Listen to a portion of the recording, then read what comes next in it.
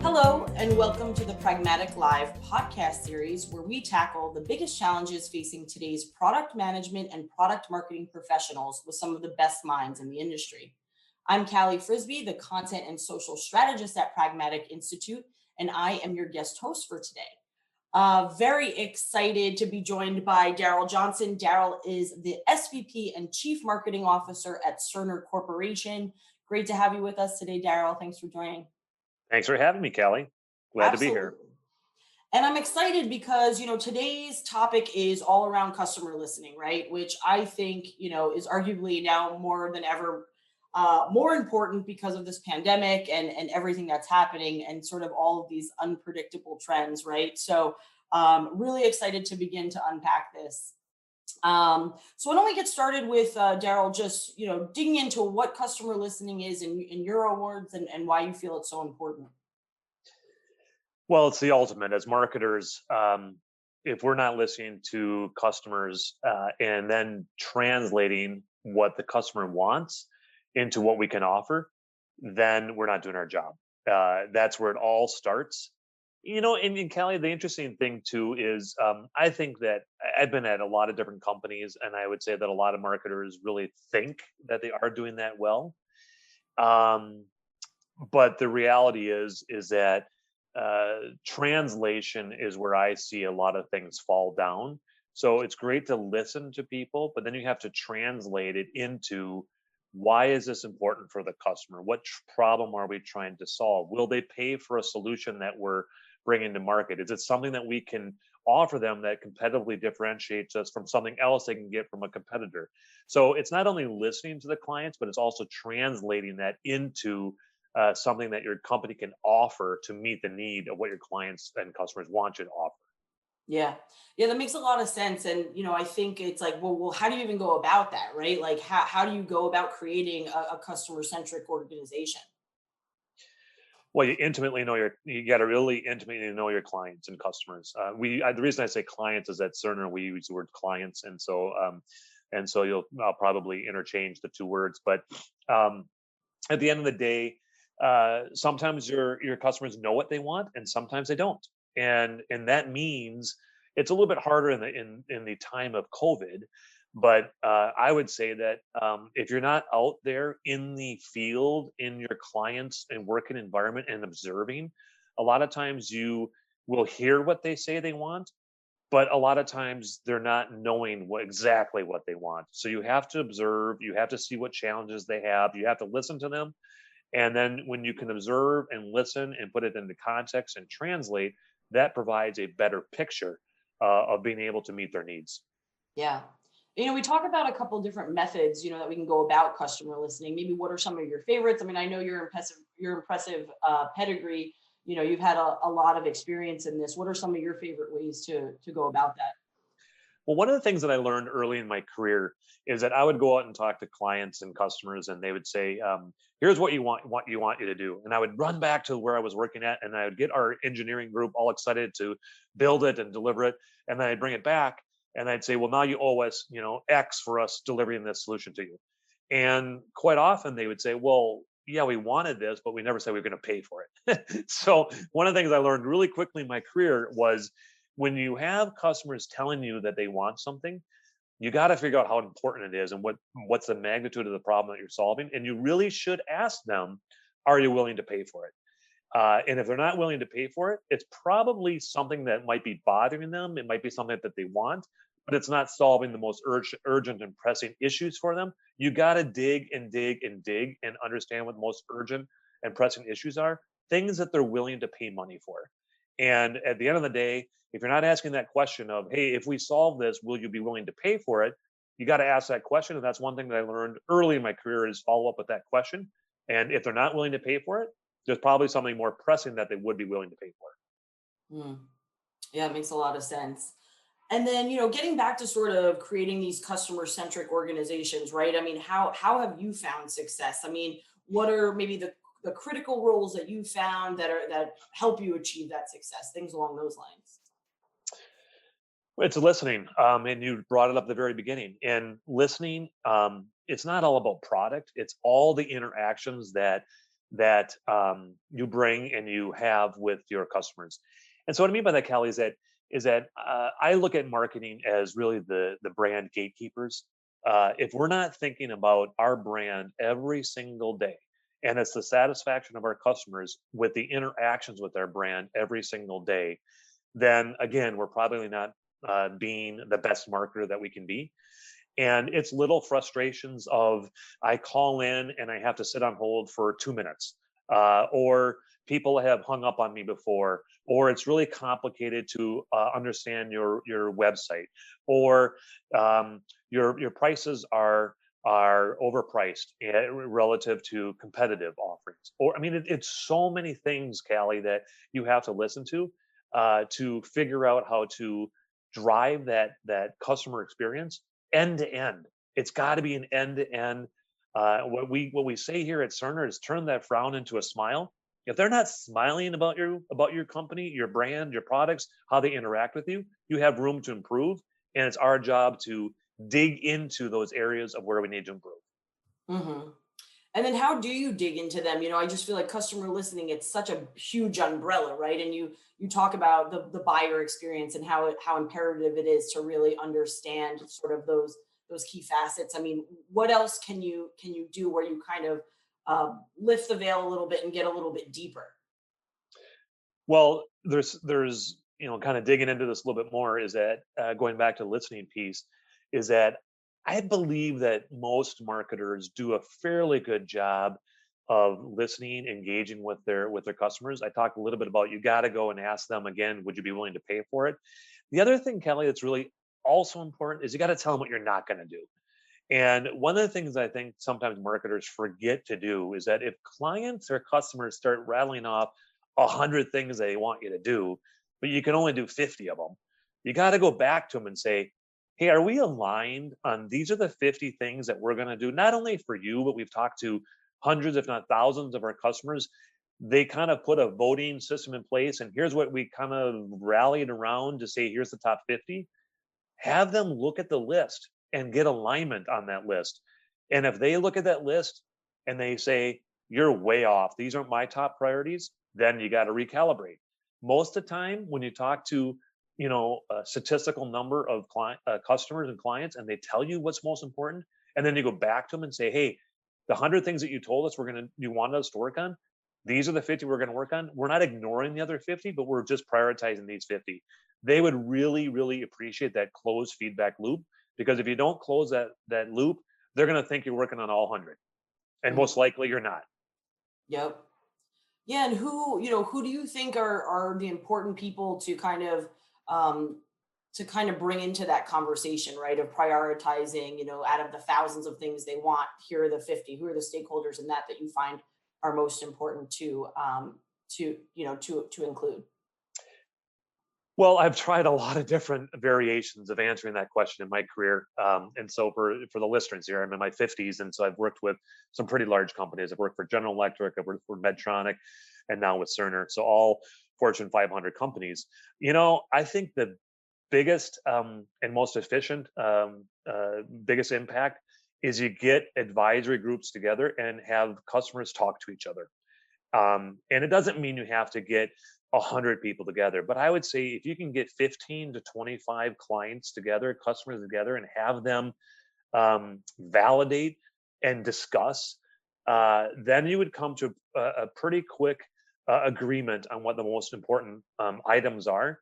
When you do it individually, and then you go back and you try to translate that to the other 24 or the other 20, you lose a lot of efficiency, speed to market, but you lose a lot of translation for what the client speak is.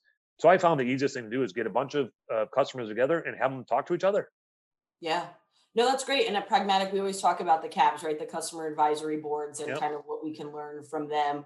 So maybe Daryl, like if you could dive in a little deeper, like if you were putting a cab together, what are you looking for, right? To make sure that you kind of have the overall voice of the customer. Well, there's two groups from a customer perspective. I would say there's a group of executives, and you can call this a C-suite. We typically break it down in our group is CEOs and CFOs and CTOs, chief technology officers, et cetera, chief medical officers. Those individuals are looking for something different for the ones that actually use the product. One group is looking at what's my return on investment, what's my value, what's my impact, how do I explain to my board of directors, people that are writing the checks, that I'm getting a value outcome in this partnership. And then there's the other group of people that are actually at the keyboard, at the computer, using our technologies. We really try to address both. We have found that if you talk value with one group, but you don't talk usability with the other group, that's a failure. If you talk usability with one group and you don't articulate it into the value and the ROI, that's a failure. So we really look at trying to get both groups together. We do them separately. Some people say you should do them together. We have found that hasn't worked very well. The C-suite, they're not at the keyboard, they're not at the computer, they're not using the product. They don't need to see demos, they don't need to see what they need to click on. They'll trust the users and listen to the users. So we really go after two different customer bases and get those types of that type of information from. Yeah, that's great. And then Daryl, just to kind of, touch back on this customer listening, again, it's such a big thing to unpack. I mean, how do you know that you're delivering, right? Like, what is your measurement of success that you know that, hey, we have done this successfully? You measure. I mean, to put it simply, you got to go back. It's not just measure at the end. For us, it's the whole entire process. So we tell them, go back to the example. Hey, you wanted 100 things. Here's the 50 things we're going to work on. Then when you start working on those things, you make sure you communicate with them on a regular basis so they understand where you are in the process. You send them wireframes, you send them prototypes, you send them demos. Hey, is this what you wanted? We're just wanting to validate. This is how we've designed it. What do you think about the design? What do you think about the user experience? Is it intuitive to use? You got to keep them in the loop. Then when they get excited about wanting to take our products, they buy our products, they adopt our products, they utilize our products. Then you got to go back and say, this is the impact in your organization. This is the value that we've created. And you measure it. And we have a very sophisticated way to measure the software products that our clients use with data, with the power of data. So we go back and we say, here was your baseline. You used our products. Here's the improvement, so that they can close the loop on the value that we've created, and we deliver our promise. And that's how we keep them in the loop from beginning to end. Yeah. No, I think it's really important, especially just to remain responsive with them and let them know that they are a part of the process, and we are hearing them and moving accordingly, right? Yeah, Um, and I think I'm sorry to interrupt, Kelly, and I think that is, and that's where I think we can connect the two groups. When we go back to the group that wants the value and the ROI, and then you got the user groups that want usability, intuitive use of design, and solve daily problems. When you then connect both groups, that alignment in the organization removes friction, and you got to remove friction. Marketers have to remove friction, and if you don't remove friction with showing and proving that they made a wise decision, and we've helped them in their strategies, what problems they want to solve, that just makes the relationship that much stronger, and really helps us create a partnership relationship versus a transactional relationship. Yeah. And I love that you talk about like reducing friction, because obviously that's so important, right, in our messaging and moving forward. But this is such a there's so many hands that take part in making this a success. I mean, how do you kind of give clear handoffs and responsibilities to ensure, the QA, the quality assurance throughout the process? Yeah, it goes back to our end-to-end process, and marketing, going back to marketing really being the brand gatekeepers. All interactions with our company can have a potential for a negative brand impact, especially, and this, especially in this world of social media, where anybody can post anything about something that is not satisfying them with your brand. So from that perspective, not only when we do this end-to-end process of engaging with our customers and telling them, hey, here's the top 50, we engage with them, show them the prototype, show the wireframing, show them demos, etc. We're also then making sure internally we're also engaging and aligning with all of our functions throughout the organization. We do that with our consulting group. Those are the ones that have to go out and educate and train and show our clients how to use the products. We do that with communications, so our communications group. We do that with our sales team, so they know how to message, how to talk about it, how to talk to the value proposition. So all of that internal speak is also connecting the dots, so that the experience, the variation in the experience in working with Cerner, that's what we want to eliminate, because variation inevitably leads to poor quality and poor experience. So you just have to be religious and relentless in making sure that that variation does not exist. Yeah. And you bring up a really, a really good point about, those people on social media, those loud voices. That's what we call the noisy 20, right? Like those people that are always giving their feedback. And then you have that quiet 80 where you want their feedback, but they're not as much on the forefront. I mean, what are some ways that you can go about making sure that we're hearing them just as loudly as that smaller percentage that's more vocal?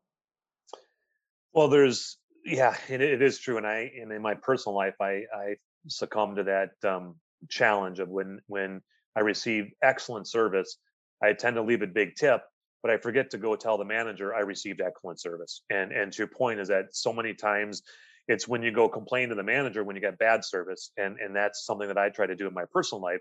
But to your point is that we have found that when you do everything that I was just talking about, which is the relentless pursuit of engaging and connecting and informing your customers on what you're doing, why you're doing it, and have them engaged in the process of innovation.